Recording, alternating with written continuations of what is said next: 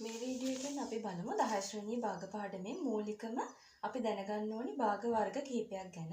ඔයගලන්ට පේනවා මෙතනදී භාග වර්ග කිහිපයක් තියෙනවා. තත්ත්ව භාග, ඒකටම තමයි අපි කියන්නේ නියම භාග කියලා.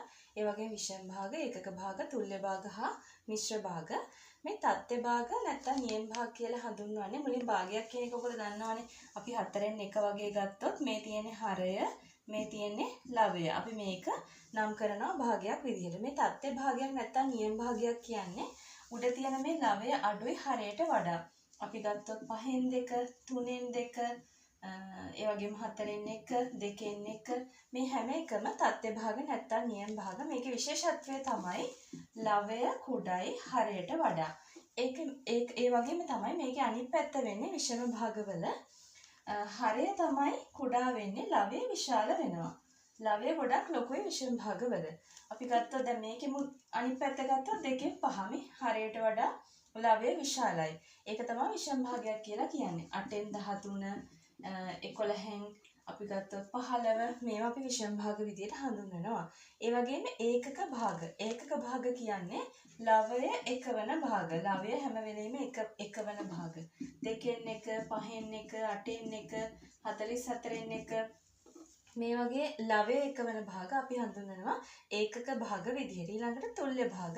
තුල්‍ය භාග කියන්නේ සමාන භාග. සමාන භාග කියන්නේ අපිට දැන් දුන්නොත් 2න් 1 වගේ භාගයක් දීලා මේකට තුල්‍ය භාගයක් ලියන්න කිව්වොත් අපිට මේ හරය සහ ලවය මේ තුල්‍ය භාග හොයනකොට එකම සංඛ්‍යාවෙන් ගුණ කිරීම හෝ එකම සංඛ්‍යාවෙන් බෙදන්න පුළුවන්. දැන් මෙතෙන්දි බෙදීමක් කරන්න බෑනේ.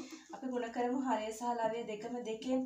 එතකොට 4න් 2යි කියලා එනවනේ මේ 2න් 1ට 4න් 2 තුල්‍ය භාගයක් වෙනවා. නැත්නම් සමාන භාගයක් වෙනවා. ඊළඟට මිශ්‍ර භාග. මිශ්‍ර භාග කියන්නේ පූර්ණ සංඛ්‍යාවක් සහ භාගයක් තියෙන්න ඕනි. 1යි 3න් 1. නැත්නම් 2යි 5න් 2. නැත්නම් 2යි 8න් 3. මේ වගේ දේවල් අපි මිශ්‍ර භාග විදිහට හඳුන්වනවා. මේ මිශ්‍ර භාගයක් සුළු කරාම අපිට ලැබෙනවා විෂම භාගයක්. ඒ කියන්නේ මිශ්‍ර භාගයක් සුළු කරන්නේ කොහොමද? මේ 3 කියන මේ හරය මේ විදිහටම අපි ලියා ගන්නවා.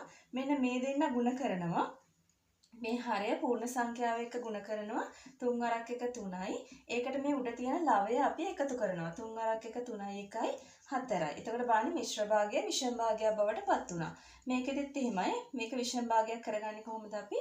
මිශ්‍ර භාගය මේ පහ එහෙමම හරය වෙනස් වෙන්නේ ලියනවා. පූර්ණ සංඛ්‍යාවත් එක්ක මේ හරය ගුණ වීමක් වෙනවා. 5 වරක් 2 10යි. මේ 2යි ඒ 5 වරක් 2 10 වෙච්ච එකට මේ දෙක අපි එකතු කරනවා. 10යි 2යි 12යි. මෙතෙන්දිත් කොහොමද වෙන්නේ? 8 හැමම අපි ලියනවා හරය. මේ දෙන්න ಗುಣ වෙනවා. 8 වරක් 2 16යි. උඩ තියෙන කෙනා